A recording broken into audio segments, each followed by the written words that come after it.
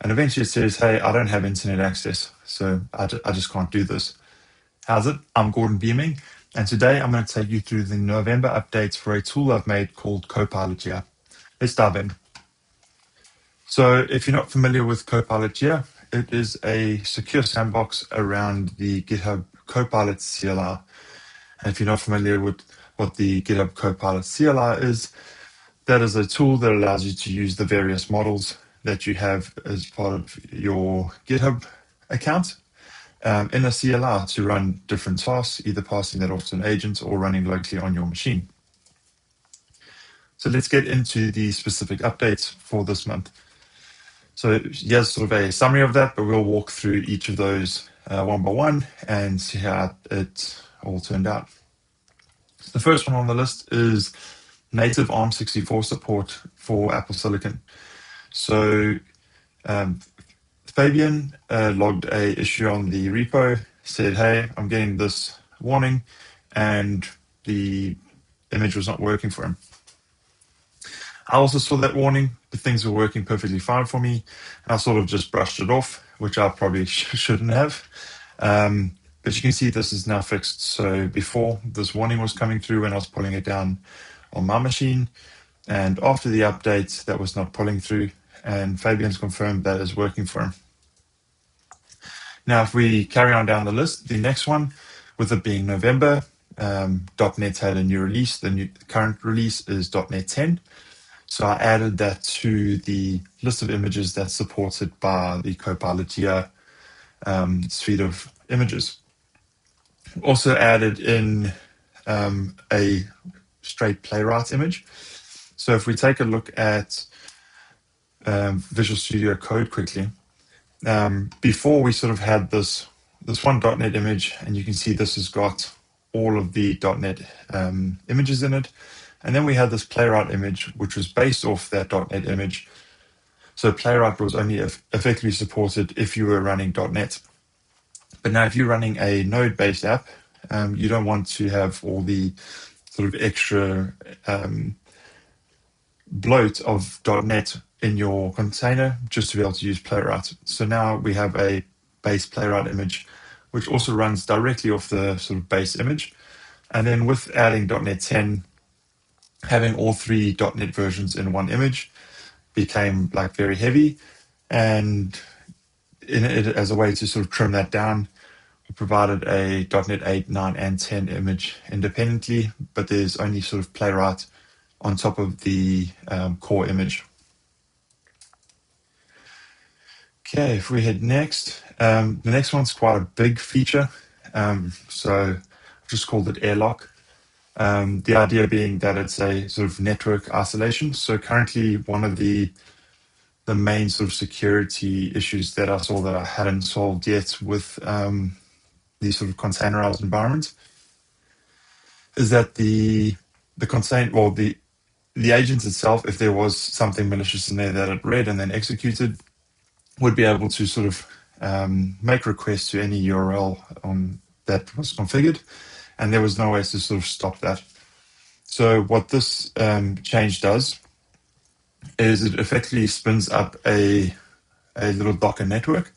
So that sort of looks like this. So you have the current sort of Copilot container that runs in a Airlock network, and it's got proxy settings configured to go to a sort of Airlock proxy.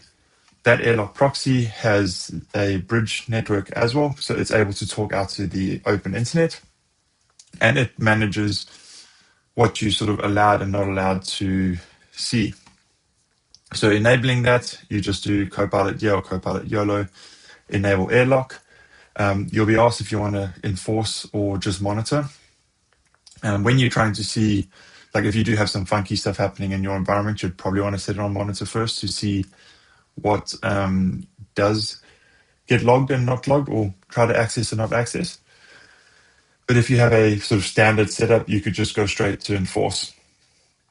And what that will look like is a little JSON file that looks like this. So by default, it will inherit the rules. So the sort of core rules at the moment look pretty much like this with one addition on the end here. And the idea of saying that you want to inherit the defaults is that if the core Copilot setup changes what the URLs are that they use, I'll be able to put that into an update, push it out, and then you would just get that without needing to sort of go update your config independently. But from here, if you don't want that, you can switch this off, and then you know that this is the only things that are ever allowed to sort of get in or out of that network. And of course, you can put logging on if you want to see those logs. And this is effectively what it looks like. So it'll say, hey, this was allowed. This bad site was not allowed. And if you did want to enable that bad site, you could just go grab that host, put it in here. And if you wanted to configure specific URLs, or if there is no URLs, it'll just allow everything on that domain to run. So if I show you quickly what that looks like, I'll switch over here to a Copilot session that I have running. And I'm going to go ahead and say, just run this so long so that it can start trying to do something. So I basically just said, hey, can you read my blog post off my website? You might need a script for that just to sort of point it in the direction of how it might need to do that. You can see when this started up, it mounted in a bunch of mounts for me, which I'll talk about just now. But then you'll see that this sort of airlock enabled, or airlock is enabled, and we're starting that airlock process. And then if you're familiar with Docker or Docker Compose more specifically, you'll recognize this. So this is spinning up that network, volume mounting the CA cert so that the proxy can sort of get that around to the other container. And then we need to, when we launch the Copilot container, we need to trust that CA cert so that when it does intercept that traffic, it's able to not cause any cert issues from inside the container. And then, yeah, if we look at the work that was being done, so this is going ahead trying to use curl to get to my blog and try to get that information. And it's trying a lot of different ways to get it. So you can say that, it tries a bunch of different arguments to try and see if it can or can't do it. And eventually it says, hey, I don't have internet access, so I just can't do this. But in order for this whole process to work, including this, obviously this needs to talk out of my machine. So you know, based off that this is actually still talking to the public internet, in this case, specifically going to the GitHub APIs. It's just not allowed to go anywhere else that it's not configured to go to. So next up, we have some better sort of path mappings. So previously, when you started up a Copilot session, the path that you would see would just be /work. So regardless of what you're working in, you would just see /work. As a way to try and identify which session you have, especially if you have lots of sessions running at the same time, I sort of mounted that in as the same path that you're running it on your machine. So if you're running it from your home directory projects API, I'll mount it in as home directory projects API.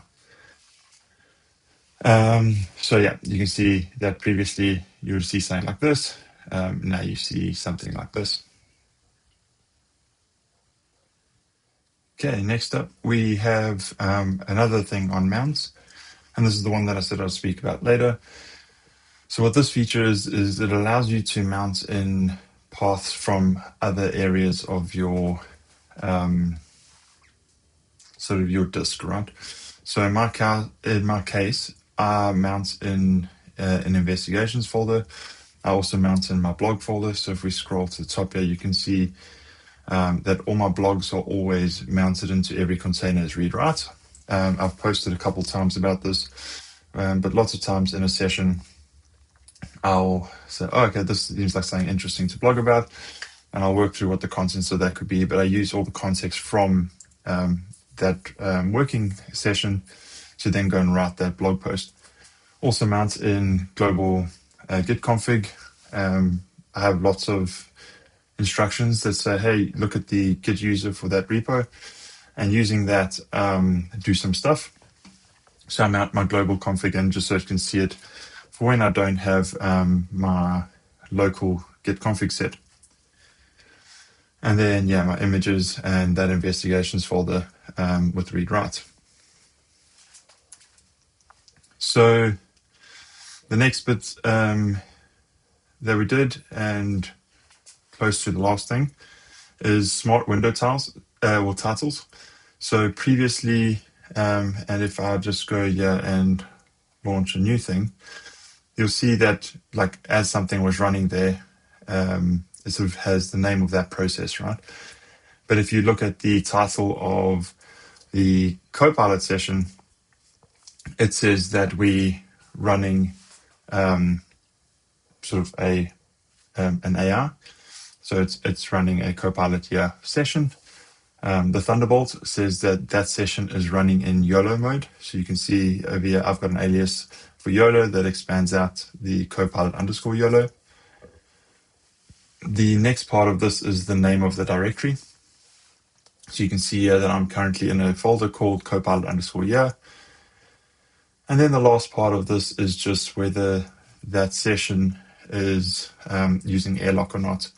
And the reason this is at the end is because if there's a long file name, these parts get hidden, and it's probably pretty good to know which tabs are running with that Airlock feature. At least that's my current thoughts. Who knows, maybe that will change. And then the last big thing that changed is how the images are done. So previously, if we again just switch over to here, cancel out of this, and we go YOLO help. Previously, you would sort of just use, say, -D, or if we go back all the way up here to the actual images itself, you can see now you've got D8, D9, D10, PW, and you would use each of those flags to say, hey, I want to launch this specific sort of variant of the container. The problem with that is it's a lot extra to type, and what we found we're doing is setting our alias, so in my case YOLO, to automatically include like -D, but then it always uses that .NET image, and if I'm not doing something with .NET, and that's just a lot of overhead that I don't need. So what this feature introduced was the idea to sort of set an image either locally or globally. So like on my machine, if I just do YOLO show image, well, that's unexpected. Oh yes, I did some changes earlier and I didn't reload. So reload's just an alias I have that sources the main file. So if I go back up again, show image, there we go. So what this does is it just says that the base image. So if you have no configuration at all, we're just going to use latest. Globally, I've configured latest, and locally, I've specifically said use latest. For some of my other projects, I'll specifically say use .NET 9 or use .NET 10. Or for saying like my blog, I think I've got that set to use Playwright so that I can use some of the image stuff for that. And then the last thing, so when I do push an update out, it'll check every time it runs if there is an update. And it'll just ask you, do you want to update, yes or no? If you choose to update, it'll run the update process. If you say no, it'll just carry on like normal. So the version, as it was like sometime earlier today, was 28.4. If you want to do an update now, if you're running this on Mac or Linux, you can just do a dash update scripts, or on Windows with PowerShell, you do a dash update scripts. And it'll be great if you go try it out. That site that I showed you earlier is one that I sort of vibed up with Copilot in the YOLO mode about 90 minutes while I was watching TV. And I think it came out pretty decently. And then if you are using it at the moment, or you think you might want to use it, head over to the GitHub repo, give me a star. It's slowly counting up, but it would be great if I could get a bunch more of those. And And yeah, so for November, got through a couple of different things, which I showed you now.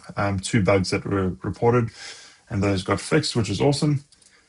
Going into sort of December, one of the features that I think I'm definitely going to get done is this file and directory masking. So the idea with that is that either a specific file or a folder, you can say mask that in. And what that will do is create a temporary folder or file and mask that in place of the actual file that's on your machine. So one use case for that is if you have sort of sensitive configuration that the agent doesn't need in the machine, you could set that as part of the mounts that every time you start a session, automatically mount in a sort of fake file, and the agent then won't get access to that. And the other one that I think is going to be quite useful for this is if you doing something that has like working files. So for example, for my blog, if I ask an agent to do something, it rebuilds the whole file system, but then sort of my local copy of sort of the package lock and everything else so it doesn't work. So it'd be great if I could just say, well, mount in its own sort of distribution folder, its own build folder, its own npm packages, everything else. And then I sort of keep my stuff separate to its stuff. Maybe that'll make for a better workflow. And then the other one that I want to try and figure out if I can get working is some form of Docker and Docker without getting sort of elevated privileges. So I'm not quite sure yet how I do that with trying to not allow elevated privileges.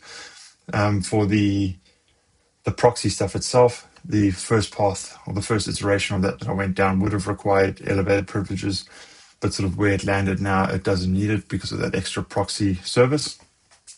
Talking of which, if you are interested in seeing what the sort of different options are that I came up with, I think with Gemini or with Claude, one of them helped me with this. We've sort of got all the different options here, but as you can see, most of these would have needed us to do elevated access. And the reason for that is so that we could effectively manage the firewall from inside the container. But in the end, we settled on that other option where we do effectively like a closed down network, and then obviously the Copilot container just can't see the public internet, so there's no way for it to get around that. Okay, so that's all that I had to share with you today.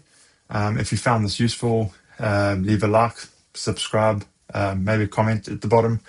Go comment on the blog post, share this with your friends on social media, or not your friends, share it with your colleagues, share it with everyone. I think this is a great way to use Copilot CLI, and it adds a very easy layer of security on top of your AI usage. And I think that's quite important with the acceleration and the growth that's in the space at the moment. Okay, and I think that's everything. Cheers.